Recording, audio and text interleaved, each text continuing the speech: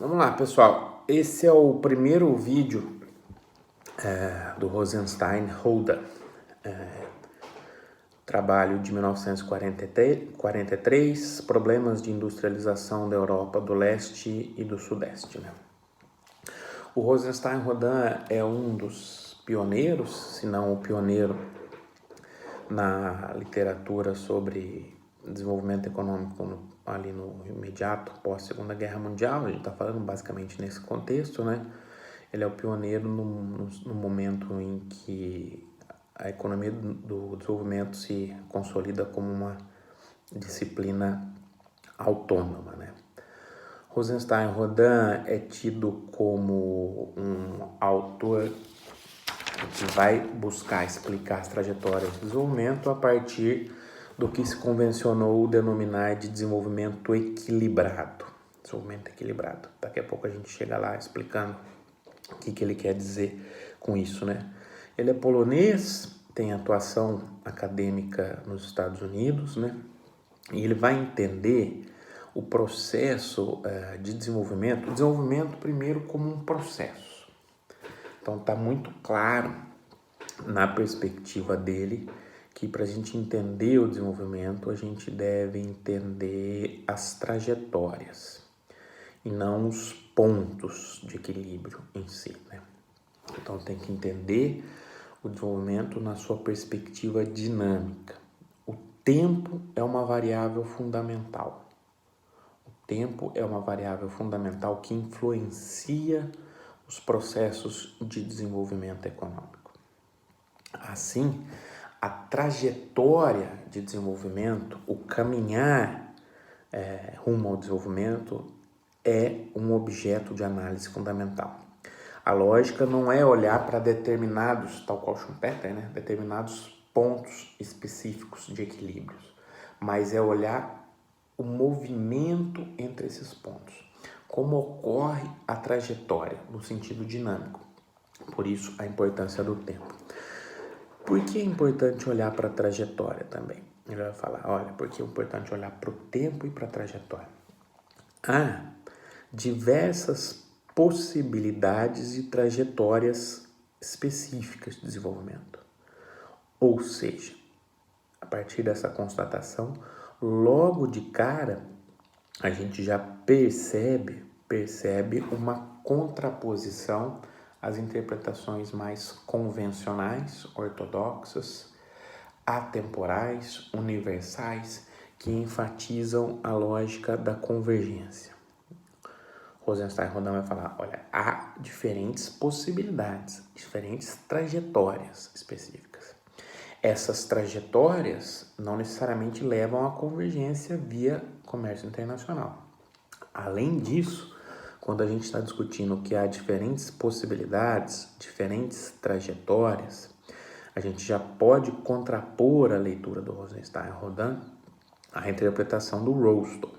Aqui, o Rosenstein-Holden é um pioneiro, o Rostow vai escrever uma década, um pouco mais de uma década depois. Mas a ideia do Rostow é que eu tenho determinadas etapas, tem um grande grau teleológico de explicação do desenvolvimento a partir de determinadas etapas sucedâneas, não necessariamente automática, mas porém estilizadas, sucedâneas. O Rostow vai falar o seguinte, olha, na medida em que eu vou avançando a partir de diferentes possibilidades de trajetórias, que depois vai ser um tema muito caro aos economistas neo-schumpeterianos e evolucionários, eu tenho distintas possibilidades de equilíbrios, possibilidades de caminho. Então, o importante em si é entender essa trajetória. O importante é entender como essa trajetória evolui também. Por quê? Porque a partir do momento em que o tempo é uma variável de análise, a evolução da trajetória é permanentemente recolocada, revisitada, repautada. Ou seja, a partir do momento em que eu tenho uma mudança estrutural, ou permanentes mudanças estruturais, como o tempo impacta nesse processo, nos caminhos, as possibilidades de trajetórias vão sendo recolocadas novamente. Logo, eu tenho que entender o desenvolvimento como um processo e um processo dinâmico. Parece ser razoavelmente óbvio nesse momento que a gente já está discutindo há algum tempo essas trajetórias, né? Mas temos que entender que ele é o precursor desse movimento de consolidação da economia, do desenvolvimento como disciplina autônoma, e ele está ali debatendo com uma tradição que já de alguns séculos de entender o desenvolvimento a partir de uma naturalização de fenômenos sociais, de uma lógica da convergência, de abstraindo-se de diferentes trajetórias, diferentes possibilidades, abstraindo-se de diferentes contextos, levando em consideração, não levando em consideração o tempo. Então, ok. Rosenstein Rodin contextualizando esse processo, né?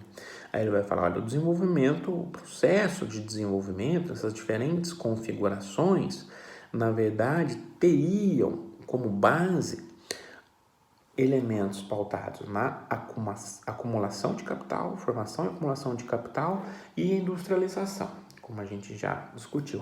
Essas seriam as duas bases fundamentais para o desenvolvimento econômico. Formação de capital e industrialização. Como que ele vai entender esse processo? Ele vai entender esse processo a partir do que ele chama de desenvolvimento equilibrado, ou Big Push, um grande empurrão. Há a necessidade de se construir ao mesmo tempo todos os andares do edifício, usando a metáfora da professora Conceição Tavares, né? Vai ser uma metáfora posterior ao Rosenstein Rodin, né? Mas a ideia é de atuar com um bloco de investimento consolidado, integrado, pensado de maneira sistêmica e desenvolvido de uma tacada só, para integrar todas as diversas dimensões da industrialização e da viabilização da formação de capital. Essa é a diretriz geral, o Big Push. Daqui a pouco a gente vai explicar direitinho como isso ocorre. Mas por que o Big Push? Esse é um ponto importante. Por que um desenvolvimento equilibrado nessa perspectiva?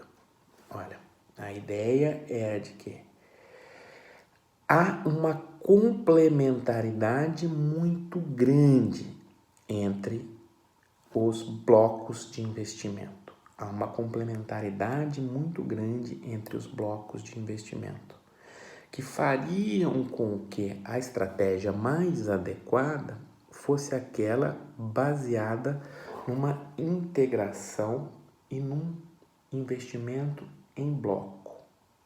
Essa complementaridade é o que justificaria o avanço na direção do Big Push.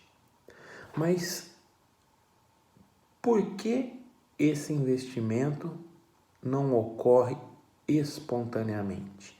Por que esse investimento não ocorre, ainda que gradativamente, de forma a se materializar ao longo do tempo? Essa é a questão que o Rosenstein Rodin se coloca e depois ele vai responder a partir de um fundamento teórico.